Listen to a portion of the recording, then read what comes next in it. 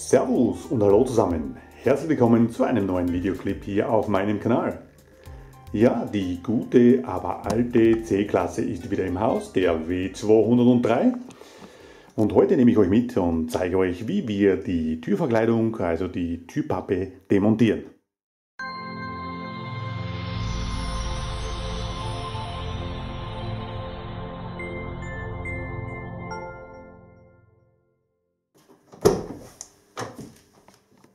Die gute Nachricht, allzu schwer und kompliziert ist es nicht. Dennoch gibt es einige Dinge, die beachtet werden sollten, um hier nichts kaputt zu machen. Das Ganze wie immer ohne Gewähr. Ich lasse euch hier bei uns einfach über die Schulter blicken. Das Werkzeug, das wir dazu benötigen, ist überschaubar. Wie beim Mercedes üblich gibt es einige Torx-Schrauben zu entfernen. Das heißt, ihr benötigt einen Torx-Schraubendreher oder alternativ, so wie wir hier haben, einige Torx-Bits in den unterschiedlichen Größen samt entsprechender Ratsche, Adapter und Verlängerung sowie einen ganz preiswerten Satz von Demontagewerkzeug und Clip-Entferner. Ich verlinke euch die Teile hier nochmals unten in der Videobeschreibung. Der Vollständigkeit halber, bevor wir anfangen, es handelt sich hier um einen Vormopf, also dem W203 der ersten Generation, noch vor der Modellpflege. Legen wir los, wir fangen hier beim Hochtöner oder bei der Hochtöneraabdeckung an, je nachdem, ob ihr so etwas verbaut habt oder nicht.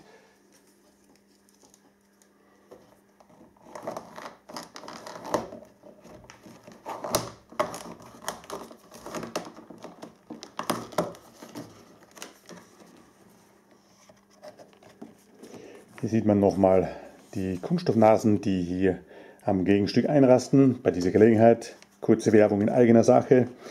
Wer noch keine Hochtöner verbaut hat, die lassen sich hier bei diesem Fahrzeug sehr einfach nachrüsten. Kabel liegt auch schon verlegt. In meiner Playlist findet ihr hier ein Video zum Nachrüsten dieser Hochtöner. Die nächste Schraube haben wir hier hinter dem Airbag-Symbol. Also da ist nicht der Airbag dahinter, sondern lediglich eine Schraube. Dazu schnappen wir uns jetzt den Torx 30.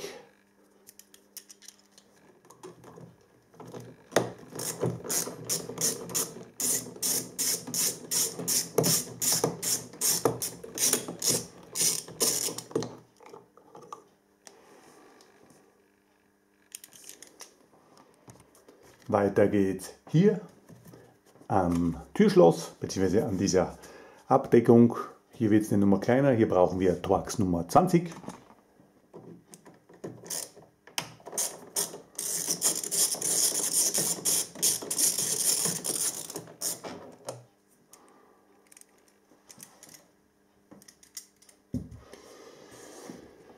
Die Blende hier selbst, auch wie erwähnt Kunststoff, hat oben eine Nase, das heißt unten leicht anheben, anschließend wegziehen.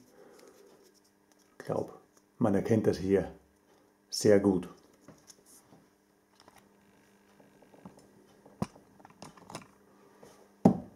Weiter geht's hier bei der Griffblende.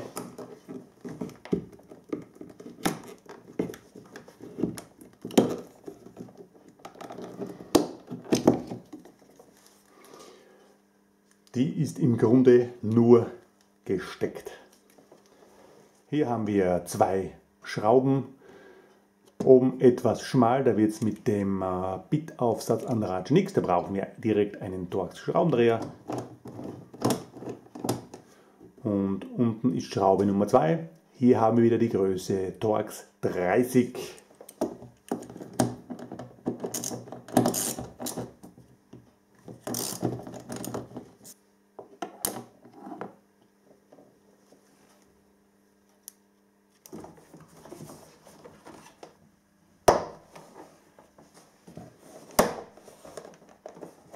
Hier sieht man nochmal sehr schön die Clips bzw.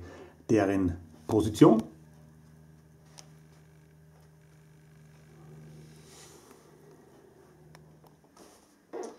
Nach dem Lösen dieser Clips rundum hängt die Verkleidung also nur noch hier oben an der Tür. Verbunden ist sie noch mit den Kabeln für die Elektrik und mit dem Seilzug für eure Verriegelung.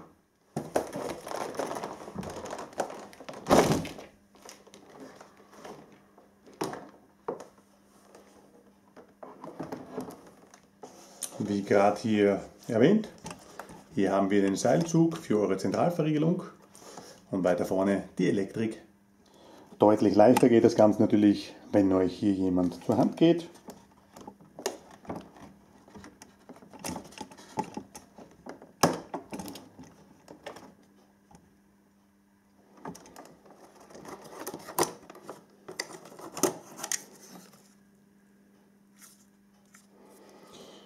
Alternativ zu diesem Schalter könnt ihr natürlich auch lediglich den Stecker hier aus dem Türsteuergerät abmachen.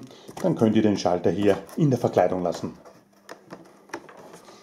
Ganz unten befindet sich die Einstiegsbeleuchtung. Die hebel ich hier ganz einfach raus. Hier ist sie angeschlossen, so wird auch die kleine Glühlampe hier getauscht.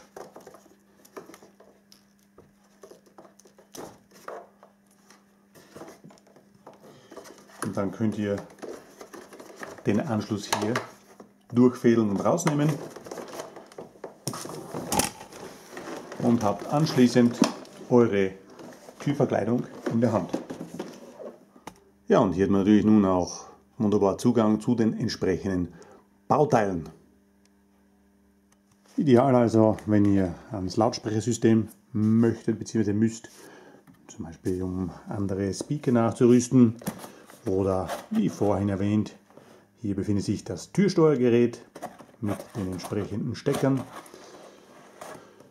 Airbag, hier das ausgehängte Kabel bzw. den Seilzug von eurer Verriegelung, Fensterheber dahinter und natürlich jetzt die Möglichkeit, zum Beispiel Hohlraumschutz hier einzubringen, um diese Tür, sofern sie noch nicht vom Rost zerfressen ist, auch zu konservieren und zu schützen.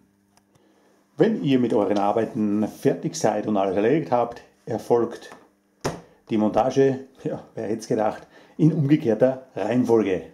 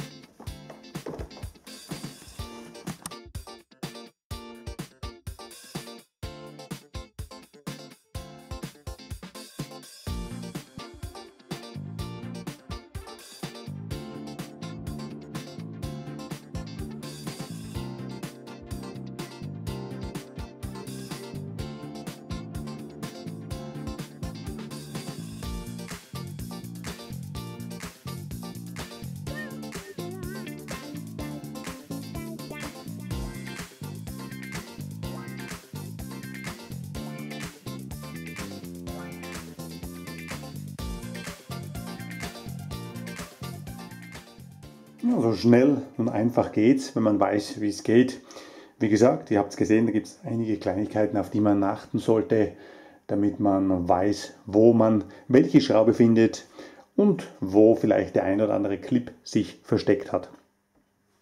Ich hoffe sehr, euch hat dieser Videoclip gefallen bzw. dem einen oder anderen von euch weitergeholfen. Wie immer würde ich mich sehr über ein Like und einen Kommentar von euch freuen. Für heute bin ich raus. Ich bedanke mich wie immer sehr herzlich bei euch fürs Einschalten, fürs Zuschauen und für euer Interesse. Ich wünsche euch allzeit gute und sichere Fahrt und sage bis zum nächsten Mal. Tschüss und Servus.